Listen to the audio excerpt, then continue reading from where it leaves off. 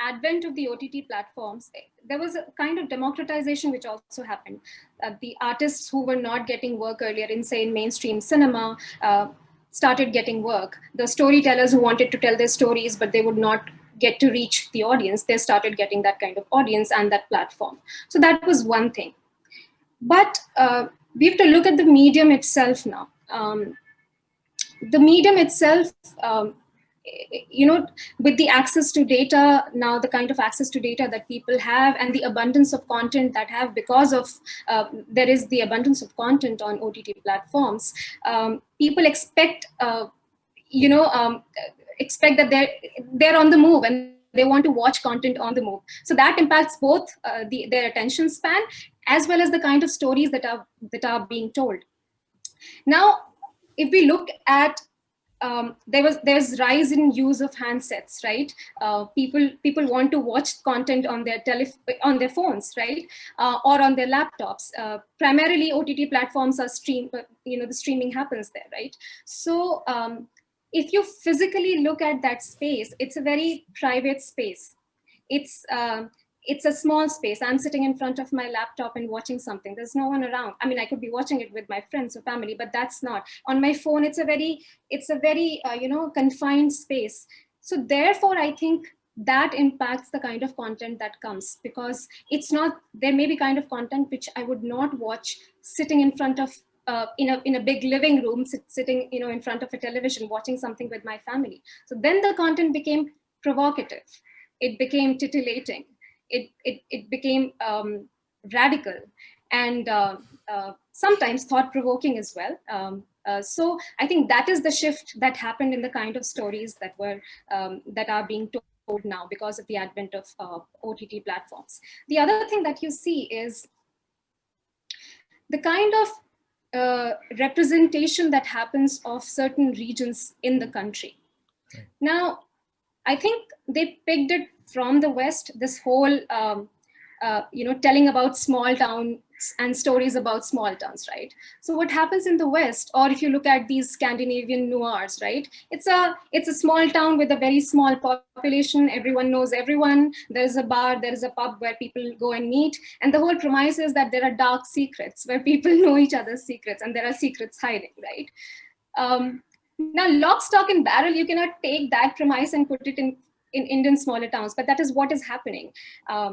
If you look at those stories, like, whether American small towns, upward mobility is, people want to go to these urban spaces, these cities, these smaller towns are hollow, there is nothing to do. So there are people who go in the evenings, they'll have a beer, and it's very dark, right?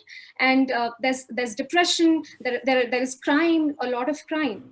So now that is being shown as the reality of smaller, Indian towns. So I'm not saying that crime doesn't happen in small towns, but that is not the only truth. That is not the only reality. It's a 5,000-year-old civilization at the very least, right? Indian small towns are centers of activity. Yes, moving to urban centers is considered, of that upward mobility, that's aspirational. But at the same time, it's not that people in smaller towns have nothing to do. So you cannot, what happens in an American small town does not necessarily happen in a Indian small town. The family structure is still intact, the social structure is still intact, there is a high spiritual quotient, and people are guided by that. So you don't have that kind of hollowness. Now, if you depict that and show that to be the reality, I think that's problematic. And that is one thing I see that has been happening with the advent of OTT platforms. Right. But it's also subject to the fact that drama requires certain tension, right? I mean, you can't really focus on, let's say, the mundane. You can't focus on the what is obviously good aspects of certain things. You have to sort of show that show the I won't say the negative side, but you also have to show the other side of things as well.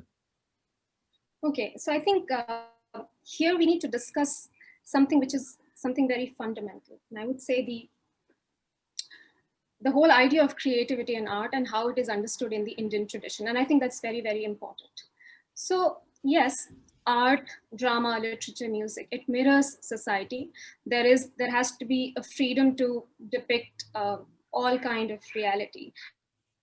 But at the same time, at least in the Indian tradition, the concept of auchitya and prayojan, appropriateness, is also very, very important. And I think appropriateness is, or propriety is a very, I would say, it's not the term auchitya does not actually sort of, you will not be able to define that correctly, but it's translated, right?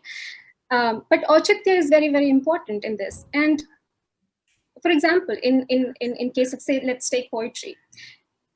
If you're the kind of metaphor that you use, it's too bizarre, people will not accept it. So it reduces the quality of the kavya, right? So auchitya is very, very important, and it defines, the society is based on that. And if we say that art mirrors society, then the same kind of auchitya also should be guiding drama or art. So while there is, on one hand, you have the freedom to create whatever you want, every work of art also has, I would say, inbuilt limitation.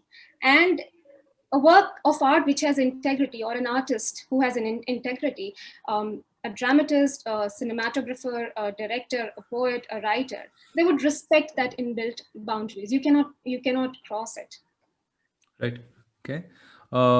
Kaushalji, now this moving away from the Delhi, Bombay metro stereotypes, right? The cultural stereotypes as such. How has that affected the music? I would assume that, a lot more folk and a lot more those elements would have come into the music, right?